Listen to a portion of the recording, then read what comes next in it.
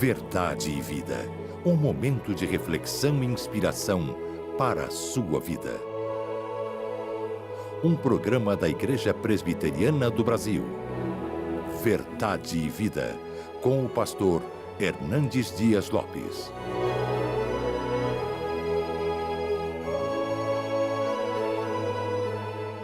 Olá! No programa Verdade e Vida de hoje, vamos falar sobre o tema Para onde caminha a Igreja.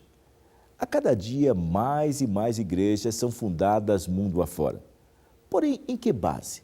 Sobre qual alicerce? Quais são os reais interesses desses fundadores? Isso até que poderia ser algo bom, não é mesmo?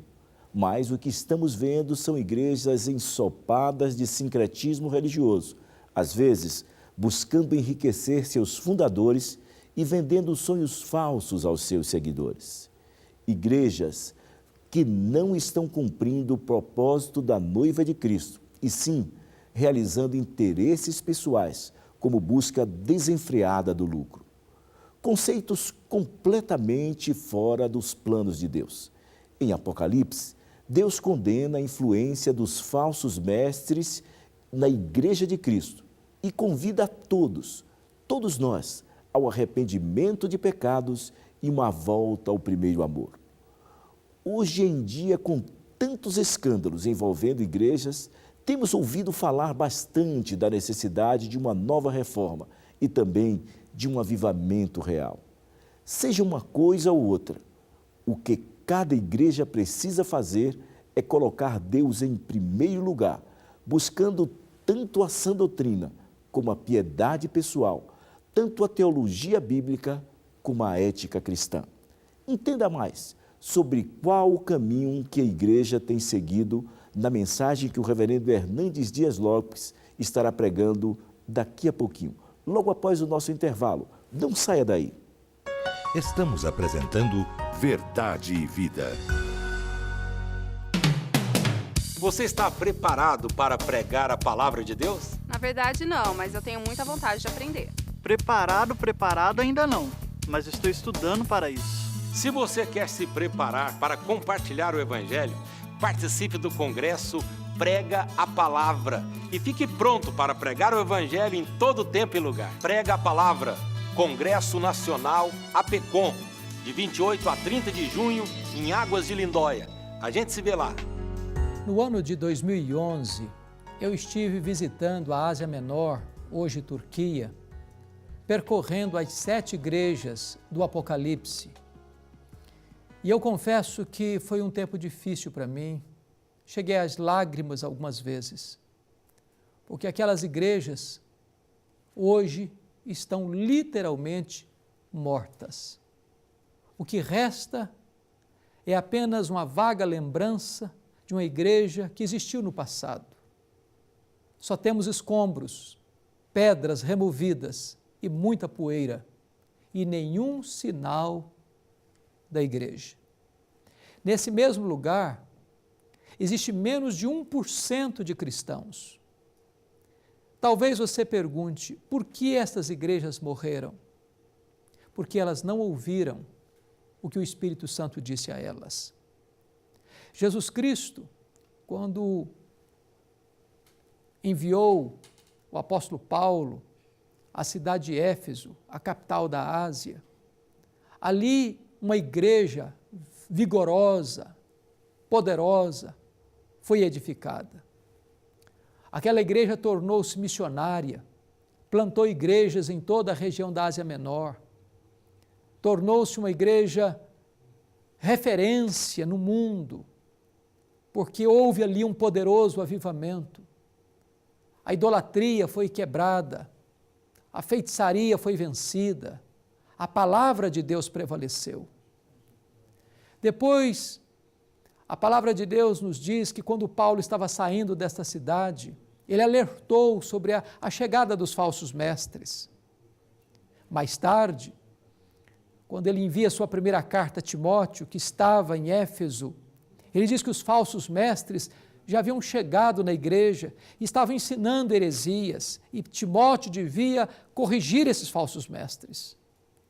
Agora, mais tarde, Jesus Cristo envia a carta à igreja de Éfeso e parabeniza a igreja, porque ela tinha realmente defendido a sã doutrina, reprovado os falsos apóstolos, odiado a obra dos nicolaítas, que induziam o povo à prostituição. Mas ao mesmo tempo Jesus Cristo disse: eu tenho uma coisa contra ti, que tu abandonaste o teu primeiro amor. Algumas igrejas perderam-se porque abandonaram a sã doutrina. Outras igrejas se perderam porque não adotaram a ética, a conduta, a moral ilibada e se perderam na prática da fé cristã. Eu fico olhando hoje para a Europa, aquele velho continente onde aconteceu a reforma do século XVI, onde aconteceu o movimento dos puritanos, as missões modernas, movimentos morávios, movimento pietista, os grandes reavivamentos. Hoje a Europa é um continente pós-cristão. As igrejas estão morrendo. Há poucos dias um amigo me telefonou de Londres, na Inglaterra, para me dizer: Pastor Hernandes, a Inglaterra não é mais o país de João Wesley e George Whitefield. A Inglaterra não é mais o país de William Carey e William Wilberforce. A Inglaterra não é mais o país de Charles Ryle, nem de Charles Spurgeon. A Inglaterra não é mais o país de Mark Lloyd Jones, nem de John Stott. A Inglaterra é hoje o país de Richard Dawkins, o patrono dos ateus. Os nossos templos estão sendo transformados em museus, em boates, em cinemas. Os nossos templos estão sendo vendidos para serem transformados em mesquitas muçulmanas. A igreja está em decadência. Eu olho para a igreja na América do Norte, Estados Unidos e Canadá, berço do protestantismo. E hoje há muitas igrejas chamadas de dead churches, igrejas mortas, templos suntuosos, mas vazios. Por que será? E eu posso lhes dizer, é porque estas igrejas não têm ouvido o que o Espírito Santo diz a elas, não têm mantido a sã doutrina, não têm mantido a piedade. Nós não podemos separar o que Deus uniu, ortodoxia e piedade, teologia e vida, doutrina e prática, credo e conduta. Quando eu olho hoje para a igreja brasileira, e eu tenho percorrido a nação brasileira, tenho pregado em mais de 800 igrejas de diversas denominações, eu vejo com angústia na alma a igreja brasileira também fermentada por este veneno mortal, liberalismo de um lado. Quantas denominações históricas já no Brasil estão se capitulando ao liberalismo, que começa nos seminários, começa nas cátedras, depois descem aos púlpitos e matam as igrejas. Os liberais jamais experimentaram um avivamento, jamais experimentaram um crescimento da igreja, porque quando se duvida da inerrância das Escrituras, da infalibilidade das Escrituras, da suficiência das Escrituras, a igreja começa o seu processo de Olha a igreja brasileira, eivada de misticismo, de sincretismo religioso. É lamentável, é dramático, é doloroso isso. Onde o evangelho é sonegado ao povo, onde se prega um outro evangelho híbrido, sincrético, místico, semi-pagão, onde se vende a graça de Deus, se vende tudo, se vende óleo ungido, toalha suada, tijolo espiritual, fazendo do templo uma praça de negócios, do púlpito um balcão, do evangelho um produto, cujo fim e o último é o lucro. Para onde caminha a igreja? Este caminho é um caminho de derrota.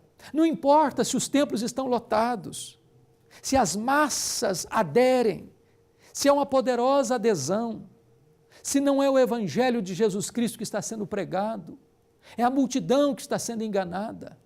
A igreja evangélica brasileira precisa voltar-se às Escrituras, precisa voltar à palavra, precisa voltar à sã doutrina. precisa voltar a uma vida cristã piedosa, cheia do Espírito Santo de Deus. O que nós estamos assistindo hoje, na televisão, que tipo de pregação? Prega-se de tudo, pregação da prosperidade, onde as pessoas estão iludindo, dizendo o seguinte: se você se tornar um cristão, você vai ser rico. Se você se tornar um crente, você vai ter carro novo, você vai morar numa mansão. Mas não é este o Evangelho de Jesus Cristo. Onde está a pregação do arrependimento de pecados? Onde está a pregação da necessidade do novo nascimento? Onde está a pregação da justificação pela fé? Onde está a pregação da santidade? Nós precisamos voltar ao antigo Evangelho. Nós precisamos voltar à pregação bíblica. Se a igreja evangélica brasileira continuar seguindo esse caminho escorregadio e sinuoso, o final dele vai ser um desastre.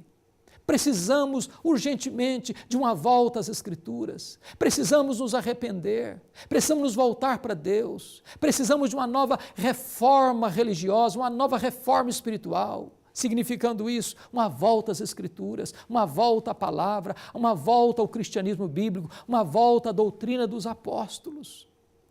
Precisamos desesperadamente de um avivamento.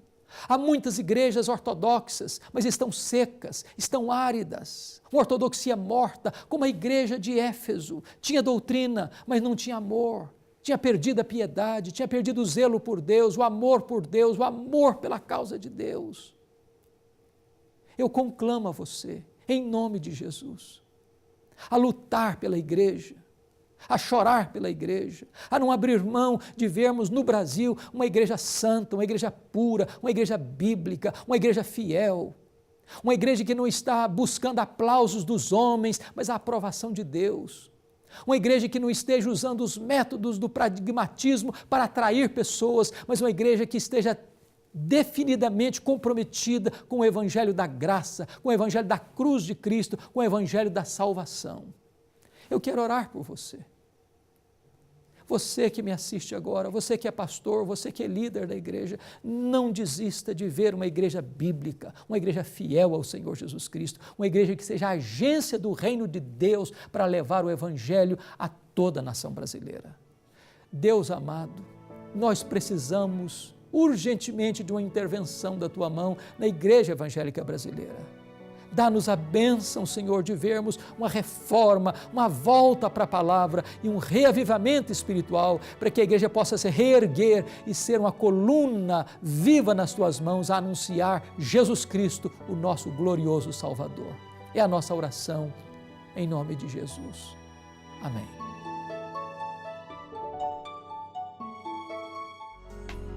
Que bênção foi trazer ao seu lar mais uma vez o programa Verdade e Vida. Quero agradecer o seu carinho, seu apoio e suas orações em favor deste programa. Se Deus permitir, no próximo domingo, neste mesmo canal, neste mesmo horário, nós estaremos de volta para trazer mais uma palavra de Deus para a sua vida e para a sua família. Deus abençoe você e até lá, se Deus quiser.